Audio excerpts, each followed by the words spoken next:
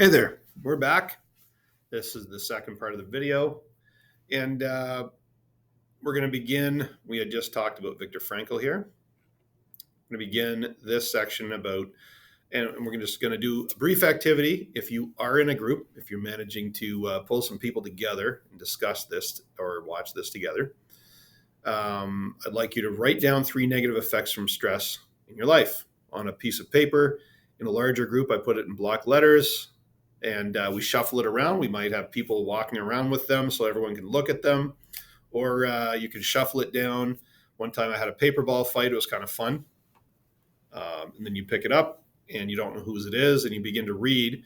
These are the effects of stress. The reason we do this activity in our seminars is because a lot of people feel alone in the negative effects that they're experiencing from stress. But as they walk around in the group or as they hear everyone's experience of negative effects from stress, they begin to realize, we all begin to realize as we're listening, yeah, I never thought of that. That's totally what I experienced. That's what I experienced. Absolutely. Yes to all, right? And so this is some of the ones that came up this morning are I had one person in one group. They talked about doom scrolling at the end of a day. They get back from work or they get back home from wherever they're at, and they've felt like they were in a stress response for so long. All they have energy to do is just to lie down in their bed and begin scrolling through social media, and it's just like an activity that gives them less and less energy, but it's all they have the energy to do. Pardon me. And other people write down things. A lot of people talk about lack of sleep. A lot of people talking about being sharp or having short tempers when they're at home or with other people, friends, family, or they don't want to be around people. They have to be away from people. They need time to themselves.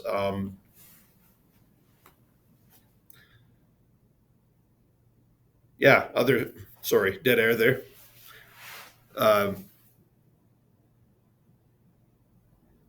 Lack of concentration. There you go. That's another one. I also, people have been very vulnerable and said addictive behaviors. Chemical addiction can be started because of stress. Doesn't matter what kind of professional you are, or it's just a human being. Sometimes you just want to escape, and so chemicals are used as an escape. Sometimes it's behavioral. So it could be shopping, pornography, could be I guess, well, for me, at one point, I've got, I don't know if I call it an addictive personality, but I'll tell you, even trading guitars, I began to get a lot of uh, descriptors in my guitar trading that could very easily become, this is addictive behavior, because my fight or flight went up, my heart starts pumping, I start to get this high when I'm in the guitar shop, and I make the stupidest trades ever because my frame of mind is terrible.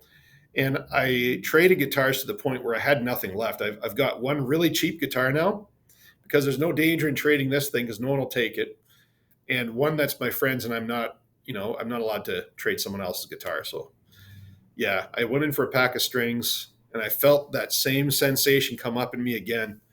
And I had a sober companion this time, so I only got a pack of strings, thank goodness.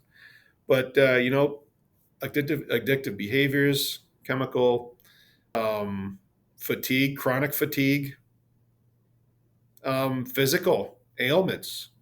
Stress is very physical. It works its way right into our muscle fibers. You might have chronic muscle pain. Um, I think I've had some people talk about also health conditions that couldn't be explained, and very much toxic stress can cause a lot of these things. So it's not just in your mind. This is very full body experience.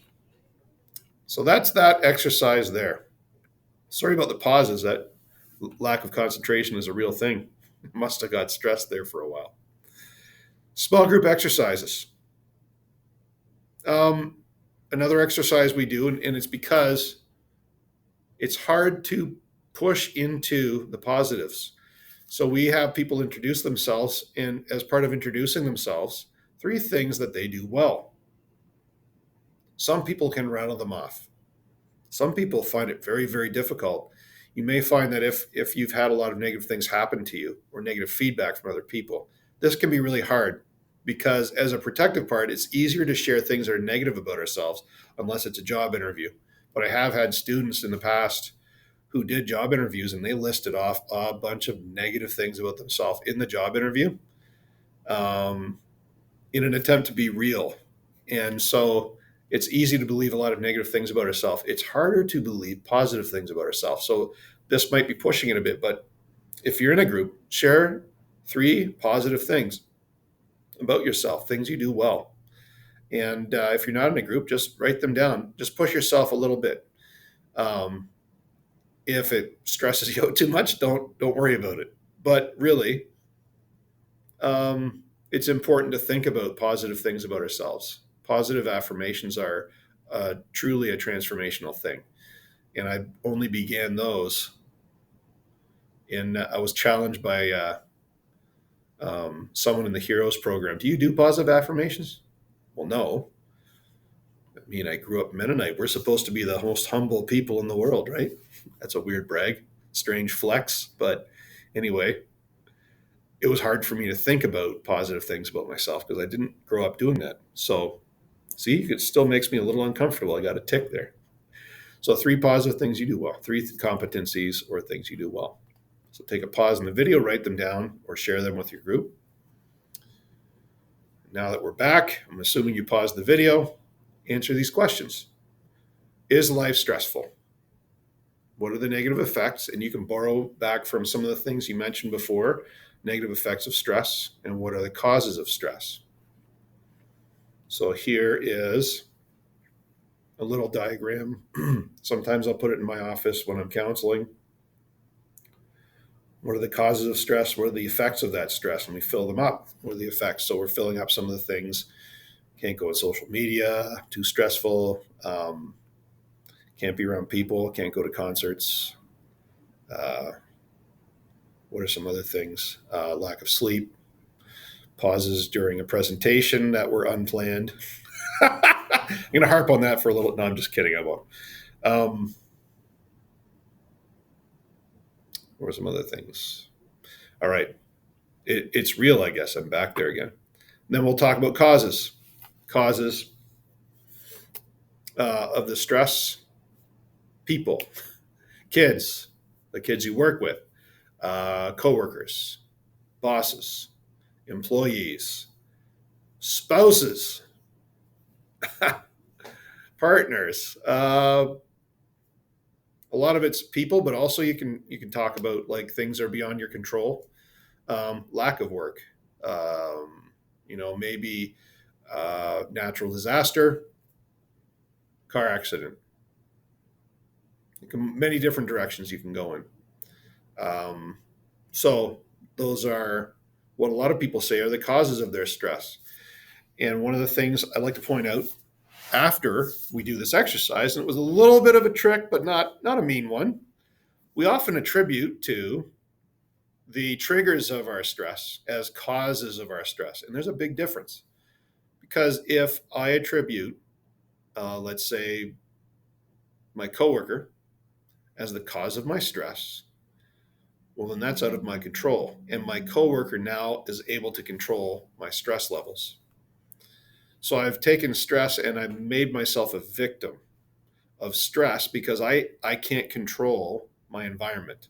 So even especially if it has to do with weather or like during the COVID time, we saw a lot of people getting really, really angry and resentful toward COVID, which is something they can't control, or government decisions, which is something we can't control necessarily, at least not without decades, if not centuries, of hopeful changing things. But I can't control that kind of stuff. So what happens is I become a victim and I become stressed out. I'm in distress now. I'm short with people. I'm canceling friends. because they don't agree with me. I'm doing a lot of things that really aren't me.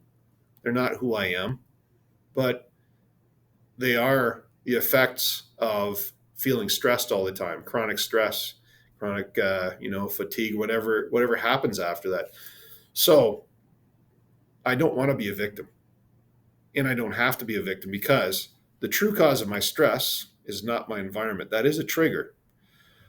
But the cause of my stress is much more internal. It's a threat response system we all have, that fight or flight system. It starts with the amygdala picking up on signs of threat, something that's happened previously, or maybe a threat, and it begins to get my body into that mobilized state of a sympathetic nervous system. And now my heart rate's increasing, and I'm starting to get a little bit of tunnel vision, and my muscles are tensing up, and I'm in threat response now. And that's stress. Stress is threat response. And that is both out of my control, because I don't start it on purpose. I don't think I want to go into threat response. It just happens. But to continue the threat response becomes now, if I don't notice it, I'm going to continue into my threat response, and then it's going to get unhealthy. After about 30 seconds to a minute, stress response isn't supposed to be continuing for me. I'm supposed to have evaded my predator or whatever's happening and gone to safety, because it's a fight or flight is very much a survival thing, and it's supposed to be short term. If it continues and becomes chronic, then I begin to experience breakdown. I begin to experience a physiological effort that is not meant to be part of my experience. So then I begin to experience the effects of prolonged threat response, which is stress, chronic stress. So now that I know this, I can, to some extent, unless it's a neurological, disease or something that's outside of my ability to regulate, unless it's like that, I do have tools that I can use in order to control my stress and bring it from distress back to eustress. I have that ability. I don't always notice. That's the issue. But the ability to do that is actually really simple. I just relax my muscles, because my muscles hold the stress tension. If I relax the muscles in my body, it sends signals up my brain that I'm not in distress. I'm not in a situation where I need fight or flight. So I'm going to relax my muscles, and then my brain comes back within 10 seconds. And now my brain can talk back to me again, and it's opened up my awareness, and I'm looking around, and I'm saying, oh, wait, I'm in a room by myself here recording myself. The fact that I'm recording myself isn't actually physically harmful to me. It's not putting me in danger. I don't need fight or flight. Fight or flight is going to make me lose my concentration, and then I'll have large gaps in my presentation. And that's not helpful to me. So I regulate. I come back into the zone of feeling eustress, or the good stress, just enough to motivate me to make the video. I don't need anything more. So that gives me hope instead of hopelessness. And I can experience moments of distress and feel it, the tightness in my body. And if I can feel it, that's a sign to me. Wow, okay, I'm getting stressed again, and I can bring it back. But I'm getting way ahead of myself here. So that's part of this curve here. This curve shows us, it's called the Yerkes-Dodson curve. It's from the mid 1900s-ish, Yerkes and Dodson. And they marked the performance in people versus the stress that they're experiencing. So too little stress and the performance, and we can think of this as brain performance as well. Our performance, our thinking, our interacting with others, our ability to get the job done is not great when we have too little stress. But we gain enough stress, and now we're in a place where we can be in optimum stress. This is our optimum zone of being able to do what we want to do. Or even if we want to just relate to people, this is a great way to relate to people. This is where I want to be when I'm in a helping profession. I want to be constantly in this eustress area.